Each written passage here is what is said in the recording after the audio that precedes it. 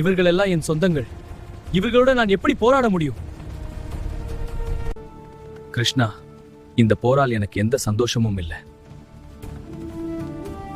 அர்ஜுனா, இது சாதாரண போர் அல்ல, இது தர்மத்திற்கான போராட்டம்.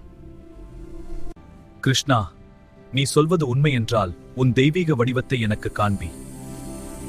அர்ஜுனா, என் உண்மையான வடிவத்தை இப்போது பாரு. ஓ கிருஷ்ணா, நீயே முழு பிரபஞ்சமா? நான் காலம், நான் எல்லாவற்றின் தொடக்கமும் முடிவும். கிருஷ்ணா, இப்போது எனக்கெல்லாம் புரிகிறது. அர்ஜுனா, இப்போது உன் கடமையை செய். தர்மத்திற்காக நான் போராடுவேன். கடமையை நம்பிக்கையுடன் செய்.